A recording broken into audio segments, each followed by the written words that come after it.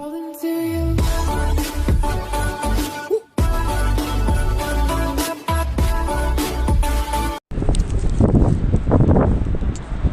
samahan niyo ako ngayon. Bibili tayo ng grilling pan pang samgyup dahil namimiss ko na. Ay, sobrang init. Oh my God. Tatawid tayo. Woo! Summer na summer pa din dito sa Kuwait. Sobrang init. Medyo malayo pa ilalakarin natin. Ito yung school. Malapit kami sa school. Sarado siya ngayon. Ay. Oh my God.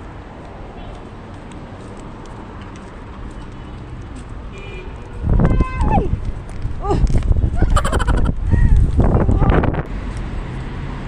So, dito na tayo sa highway. Medyo malayo-layo pa ilalakarin. Ayun, yung nakikita nyo. Yung shop.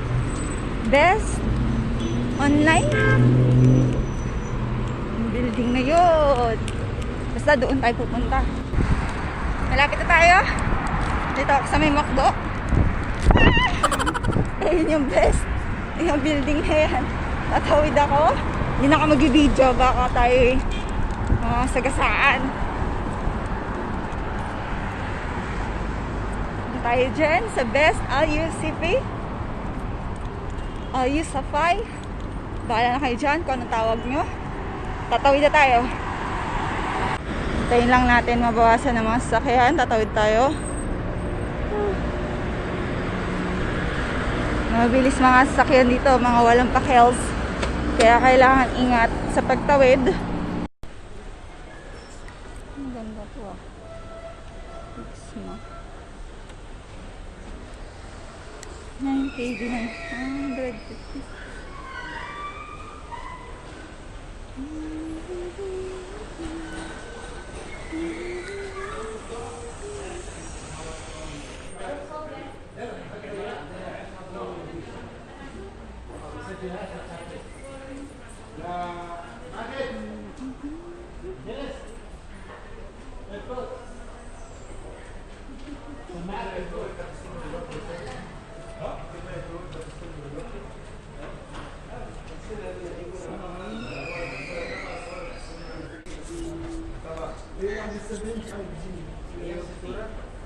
C40.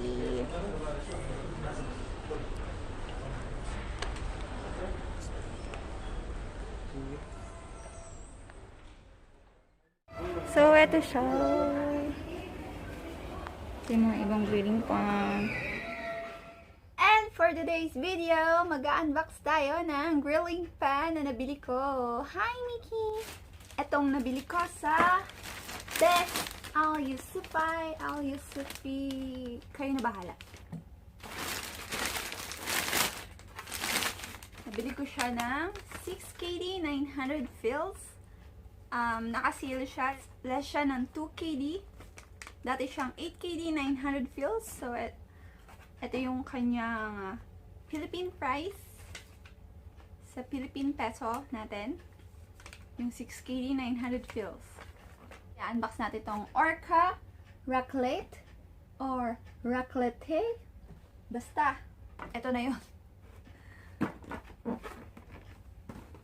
Meron siyang 700 watts and adjustable thermostat, non-stick coating, number of pans, 4.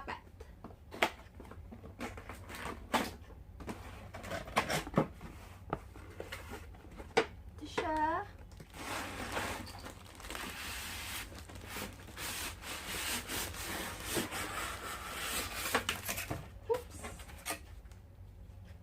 Meron siyang kasamang instructions. So, kailangan natin yan mamaya. If ever. Pero minsan, hindi naman natin binabasa na.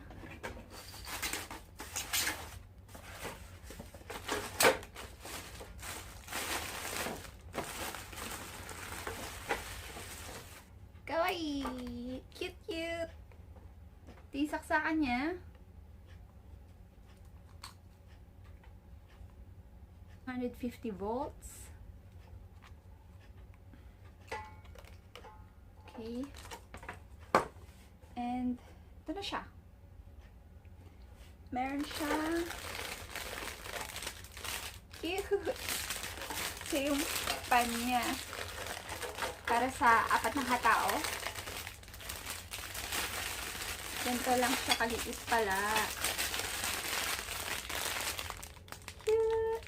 Parang toggle. Yung nilalagay sa ilalim.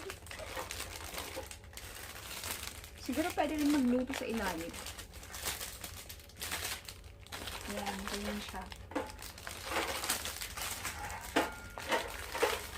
So, mag-open tayo ng isa para makita natin. Ang cute! Dito siya ilalagay. Ganyan. Siguro, umiinit to. Pwede magluto dito. At yung kanyang adjustable thermostat. Yan. High, minimum to max. Siguro yung init. Siguro yung init, ano. Yan. Yan siya. So, natatanggal din pala to. Removable siya para pag lilinisin. Diba? Not bad. Ito yung kanyang kung saan siguro lumalabas yung init, of course. Dito. Siguro nga uminit din dito. Pwede kang maglagay ng kung ano yung gusto mo. Mushroom, crab stick. Para lang tayong magluluto-lutuan. Diba, Mickey? Mickey kulit. So, ito yung instruction manual niya. Tignan natin. Silipin natin siya.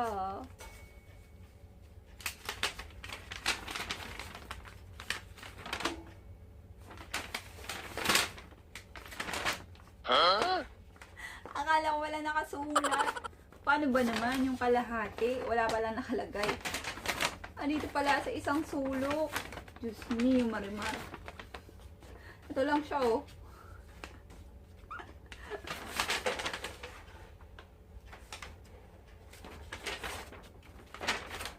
Saya sa papel, best. By ignoring the safety instructions, the manufacturer cannot be held responsible for the damage. If the supply cord is damaged, it must be replaced by the manufacturer. Basta, yun na yun. Parts description, baking plate, baking pan, on and off switch with power indicator light. Before the first use, Before the first use, take the appliance and accessories out of the box. Remove the stickers, protective foil, or plastic from the device. Place the device on a flat, stable surface and ensure a minimum of 10 centimeters free space around the device. This device is not suitable for installation in a cabinet or for outside use. So, di siya pwede sa labas. We advise to place a heat-resistant cooling between your table and appliance. This way you don't get burns on your table or tablecloth. Before using your appliance, for the first time, wipe off all removable parts with a damp cloth. Never use abrasive products. Put the power cable into the socket. Ang haba. Pero gets ko na naman kung paano siya gawin. So, dahil nga miss ko na mag-samgyup, samahan niyo ako mag-samgyupsal.